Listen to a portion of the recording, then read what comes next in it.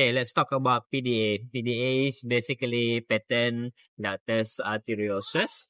Basically, it's just a connection in between aorta, descending aorta, and pulmonary arteries. So PDA is basically a structure for all the babies when mother are pregnant or babies. So because it's basically the bypass for the blood from pulmonary artery to go to aorta straight lah, because during pregnancy the lung in the collapse state. So when the lung are in a collapsible state, the pressure in the lungs are very high.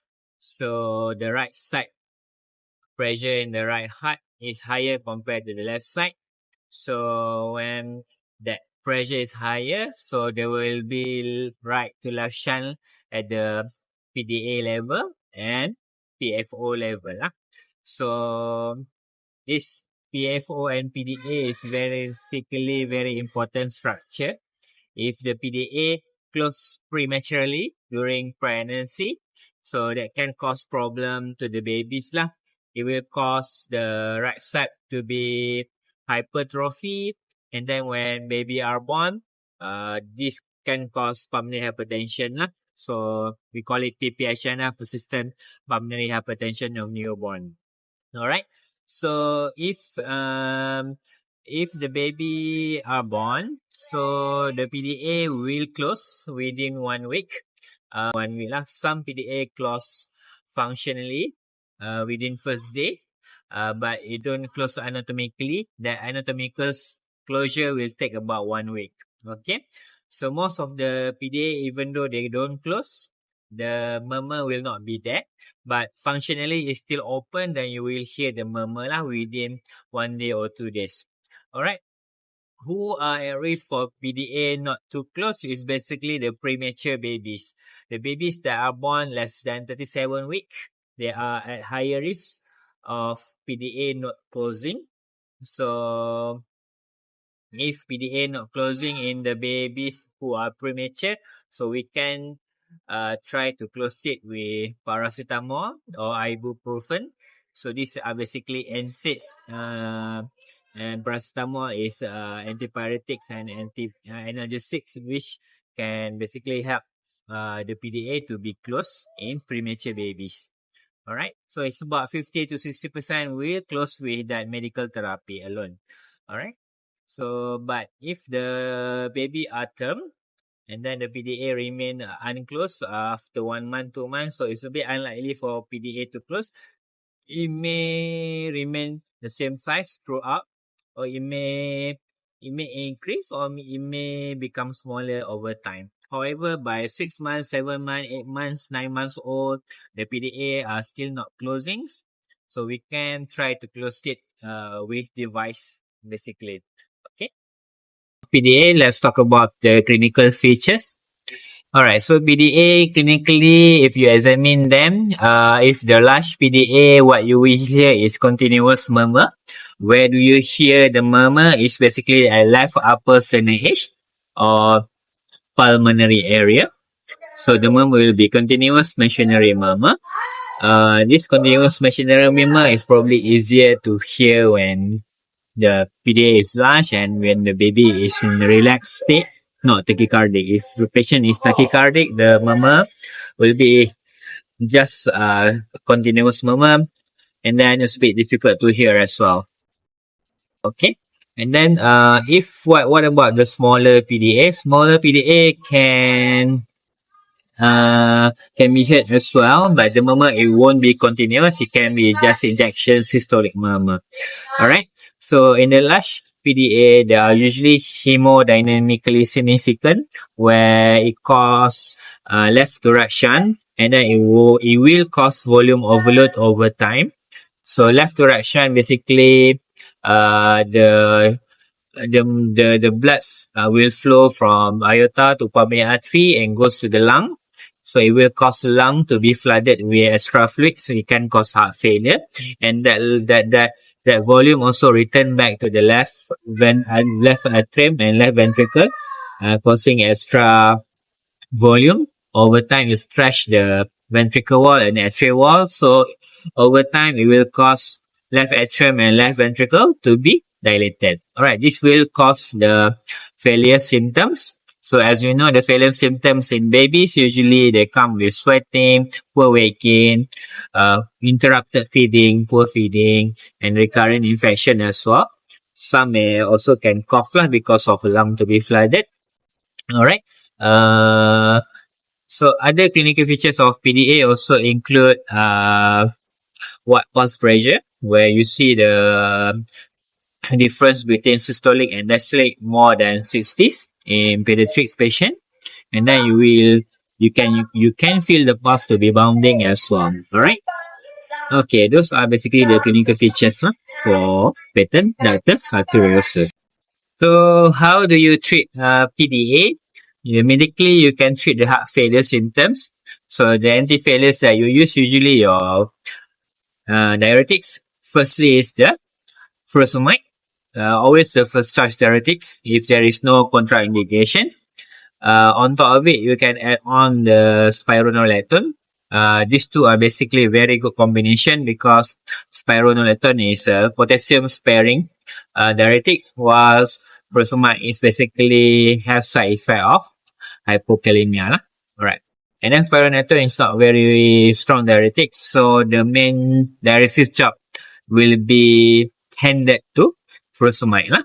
Alright. So that's why I say it's the very good combination to start furosemide and spironolactone together. Alright. And then the management of heart failure also include measure calories, enough intake to ensure good weight gain, and then fluid restriction is basically just need to be adequate, not too little and not too much because if too little, it will compromise the calories intake as well. If too much, basically you can worsen the heart failure symptoms. Alright. Okay. So what do you do with PDA? There is surgical intervention. There is also catheter-based intervention. Surgical intervention is basically we ligate the PDA. How surgeon do the PDA ligation is by doing incision at the thoracotomy, basically at the left thoracotomy, basically at the side of your thorax. Usually is this side. So left thoracotomy, and then after that they can go and find the PDA and ligate it directly. So it is who are basically candidate for PDA ligation is babies is too small for catheter-based intervention, usually less than 4 kilos. We send them for PDA ligation if the heart failure is not well controlled. So what about the complication of PDA ligation? The most common one is basically the recurrent laryngeal nerve palsy, where causing the baby to have a problem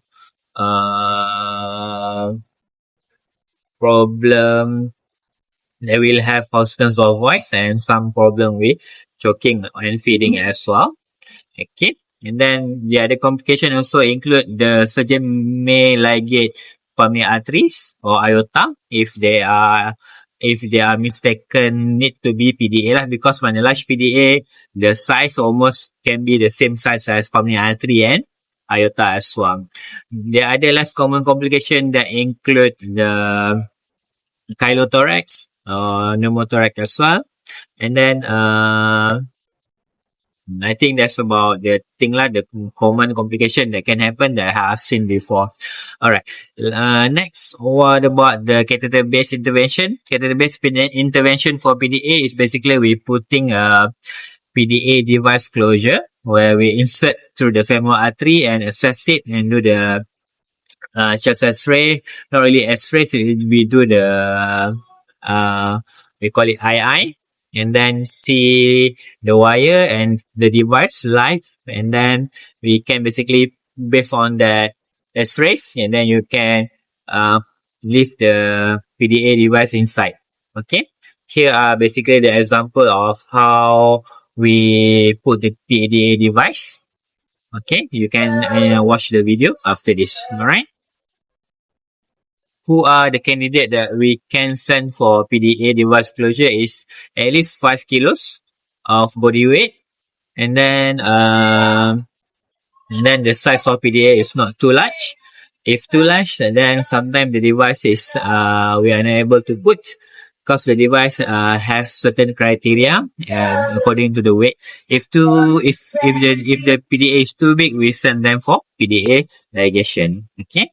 The common complication of PDA device basically firstly is the hematoma at the puncture site and bleeding, and also infection at the puncture site as well.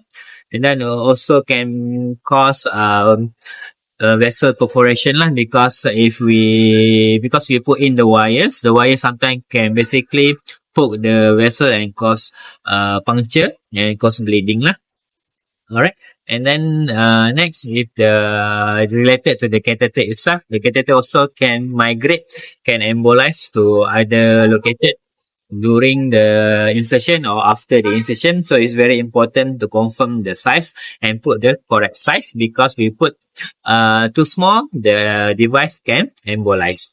Alright. If we put too big, then it can cause obstruction at the descending aorta, and also can cause obstruction at the left pulmonary artery, because usually the PDA always connecting from the side of left pulmonary artery and the descending aorta. So that's why we have to be very careful putting device too big and putting the device too small. It can cause problem in both ways. Okay.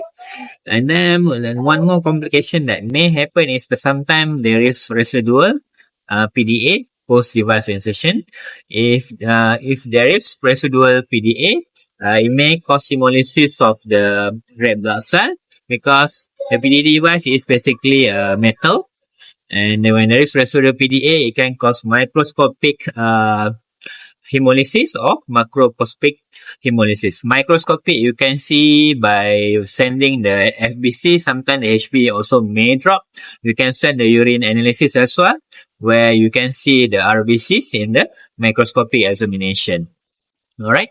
And then, so what do you do if patient have PDA residual? Sometimes you just watch and see. Usually it will resolve after 1 week or 2 3 weeks. Okay. If the hemolysis is very severe, then you may need to go in and basically put in the bigger device. Alright.